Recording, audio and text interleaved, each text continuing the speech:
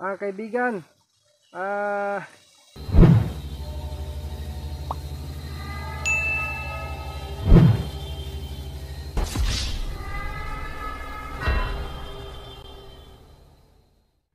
Ghost Hunter 18.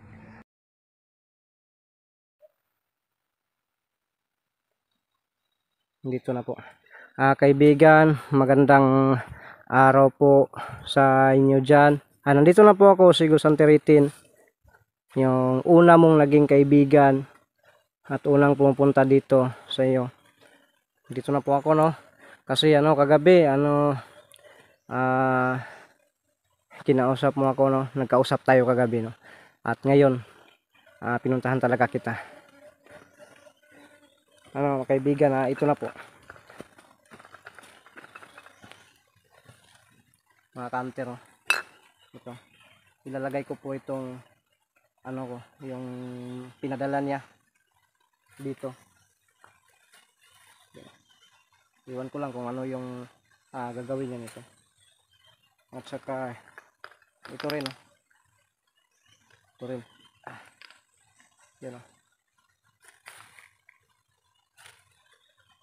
At saka kaibigan, pala, may dala ko, oh. Ito na po, ano ba to? Ito na pong bahala dito. Wala akong dalang inumin, kaibigan. Mamaya na lang siguro ang gabi magdadala ako ng inumin, alak or soft drinks. So ito na yung pinadala mo sa akin, kaibigan, no? Yung langis ng niyog at saka yung binigay mo sa akin na mutya ng bato. So kaibigan, kain ka muna, no? So mga counter, yun, oh. Yun ang langis, oh. At saka yung mutya ko.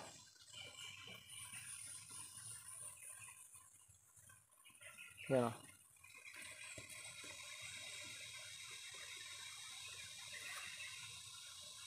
Kaibigan, magandang araw po.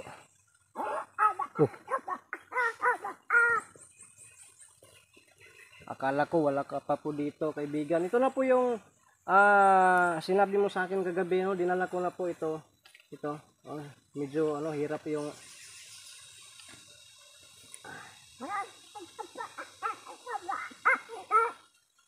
kaibigan, bakit ang layo mo po? Ganito, kaibigan, nalalapit ako ng kaunti sa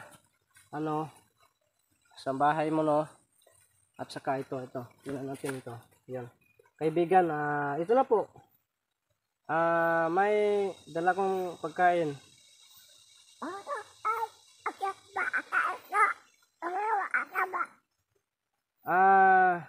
Kaibigan, no? Nag-uusap tayo kagabi. Sabi mo, papuntahin mo ako ngayon. Ano? Ano ba? Yun, kaibigan, alam ko na yun. Naintindihan ko po yung salita na yun. Ang sabi niya, mga kanter, no? Nagpasalamat rin siya na pumunta ako ngayon. Kasi, ito na po. Ito na po, kaibigan, magpabasbas na po talaga ako sa inyo.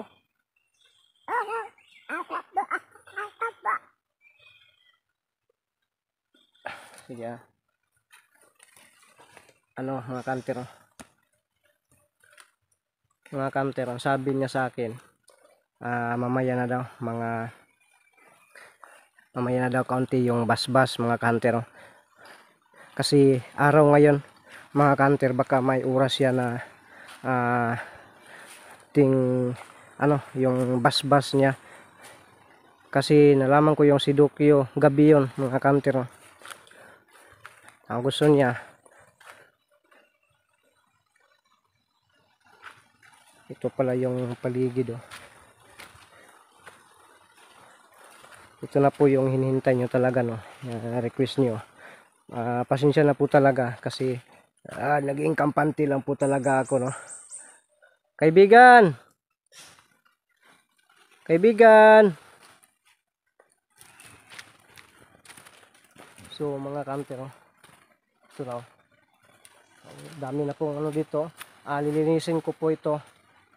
Kaibigan, itong ano kaibigan, balilinisin ko po yung itong paligid para parang ano na.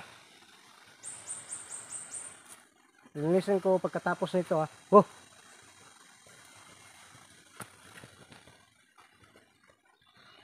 tingnan nyo.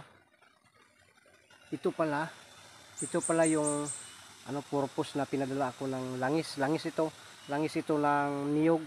At saka ginawa ko ito nung ano, yung ano ba yung tawag doon?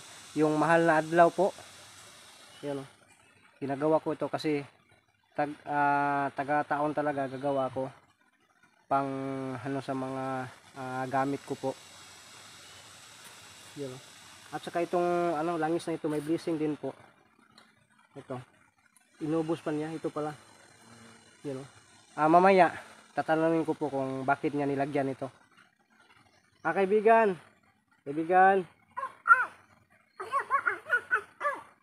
Yun, oh. At saka pasensya na po na ano ko kinakain niya mga hunter. So, kaibigan, pwede na pa ba akong magpabasbas sa iyo ngayon?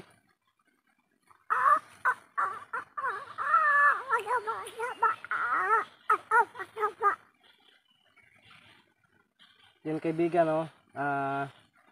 Kasi yung basbas kaibigan para magpabasbas po ako sa inyo kaibigan para ano madali kong maintindihan yung sinasalita mo.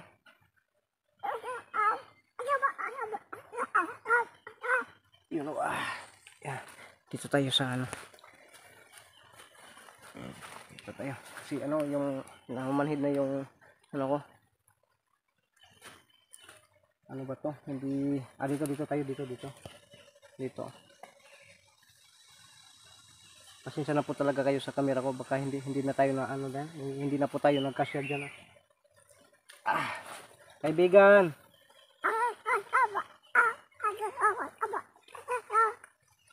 Okay po, naintindihan ko 'yan. Ano raw? Gusto niya pong ano lumuhod tayo. So gawin na lang po natin, no. Gawin lang po natin yung gusto niyo ipagawa.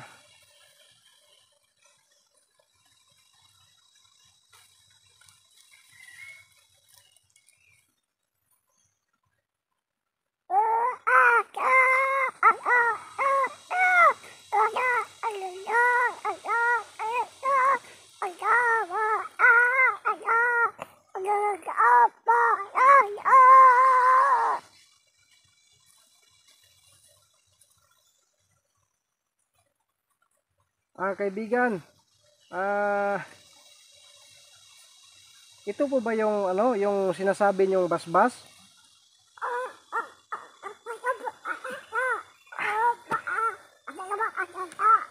Ito tayo. Ito na po yun. Ano kaibigan, maraming salamat po talaga, no, sa binigay niyo pong basbas sa akin.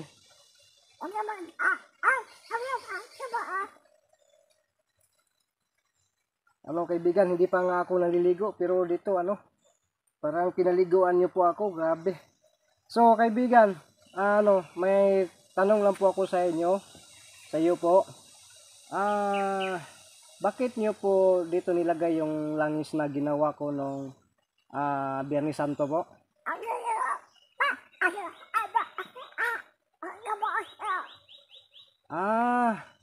So pwede ko po itong inumin. At saka pwede ko rin itong pampahid lang po sa katawan ko. At saka yung yung itong batoy na ito, pwede na po na hindi ko dalhin kapag kahit saan ako maglalakad,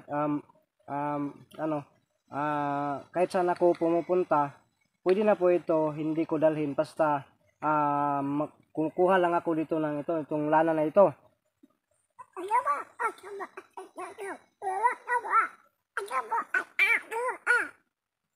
Okay po. Kaibigan, ang sabi po niya, kahit saan daw tayo magpunta, no? Pwede raw yung langis na ito ang gagamitin ko pang pahid. Pero mas talaga raw, ang sabi niya, mas okay talaga kung itong bato mismo na binigay niya, yung mutya ng bato na binigay niya, mas okay talaga yung ito talaga yung dalhin o itong buo na talaga. Kasi ang sabi niya, mawala daw yung itong niya, yung langis niya na binibigay. Kaibigan, makapagpagaling po ba ito ng sakit?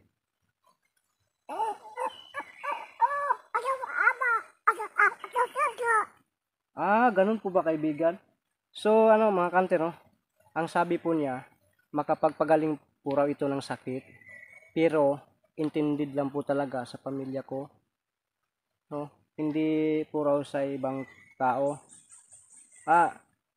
Kaibigan, bakit naman po? Kaibigan?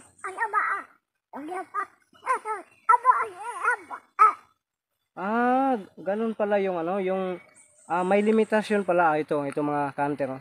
Ang sabi niya, hindi pa raw niya full na ibinigay sa akin talaga lahat ng nito. Kasi intended lang po talaga sa pamilya ko, no? Yung pwedeng magamot nito at dipinsa. Dalawa pa lang purpose ito. Pwede pala itong makapanggamot at saka pangdipinsa po. So, pala, inobserbahan lang pala tayo, no? Ng kaibigan ko, no? At saka yun talaga yung gusto ko, no? Yung ini-screen po muna ako bago ko makamit yung gusto ko o yung pangarap ko, ini-screen po talaga. Kasi yun kapag pupunta. Kaibigan, no? Bakit po ba ini-screen mo po ako?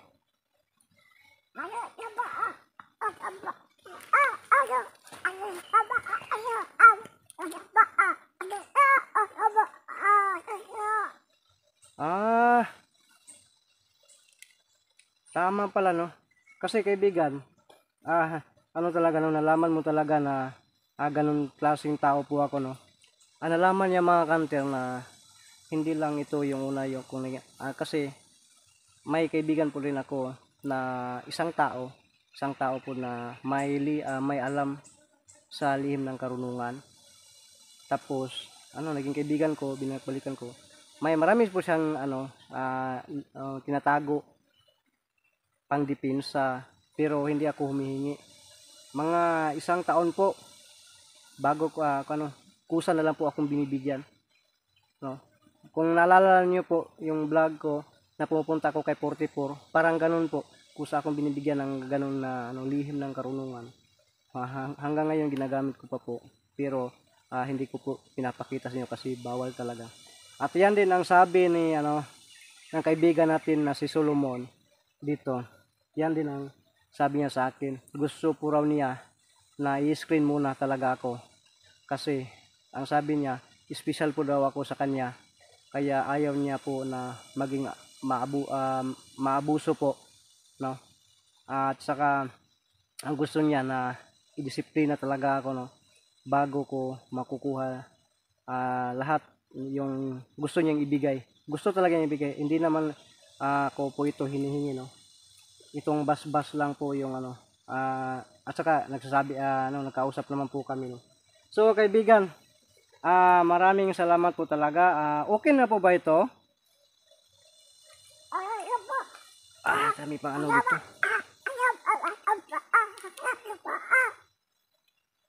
Yan, ang sabi niya, basta raw ipapatuloy ko lang po ang ginagawa ko at saka hindi ko raw babaguhin yung ugali ko kasi sinubaybayan niya talaga ako. Totoo po ba yun kaibigan? Yung sinubaybayan mo po ako.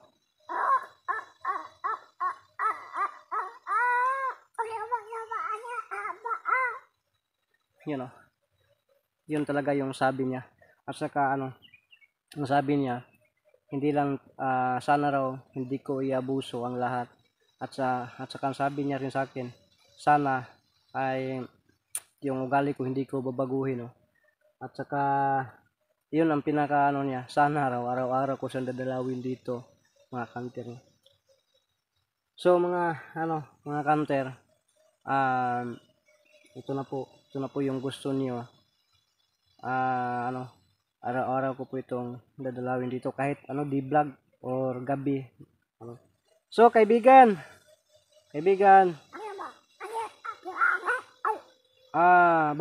balik ako mamayang gabi. Okay lang po ba? Okay, sabi niya, magdala na raw ako ng syuktong, kaibigan. Syuktong yung sabi mo, no? Syuktong. Yun, no? Kasi kasi kaibigan, nagdala ako dito ng syuktong. Hindi ko na inulit po kasi nalasing ka.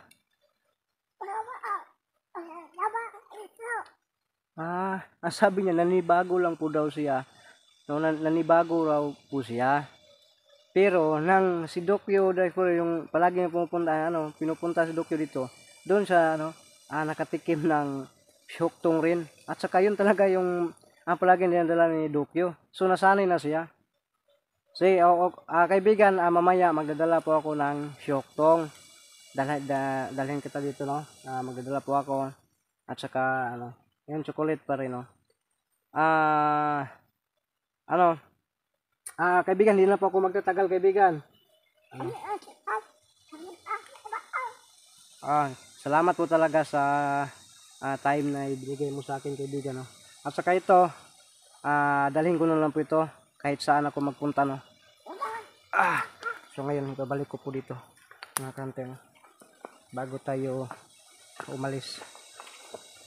Kaibigan, maraming salamat po,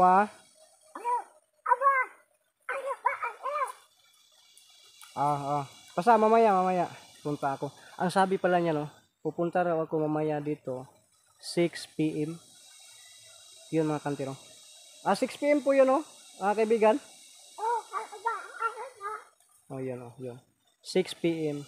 Kinakailan nandito na puro ako. So gagawin natin mamaya, no. Hindi na ako uwi ngayon ng bahay ko. May bahay naman diyan sa unahan. Yung sa baba. Doon lang po ako mag-standby kay 6 PM po. So kaibigan, pala, uwi na po ako, balik lang po ako maya, ha. Yan, marami po salamat talaga. Yan. Mga kanter, ito na po. Ang sabi niya, kinakailangan 6 PM po. Makabalik ako dito mamaya. So, ang gagawin ko ngayon, hindi na po ako uwi ng bahay para makatipid po ako sa gas, no. Kasi sobrang mahal ang gas ngayon. Ang gagawin ko, standby lang po ako dito kung may bahay dyan sa bandang baba. Diyan lang po ako, no. Bibili lang po ako ng pagkain. At saka, para mabalikan ko po mamayang gabi. Exactly mga 6 PM po. So hanggang dito lang po yung video ko. Maraming salamat po.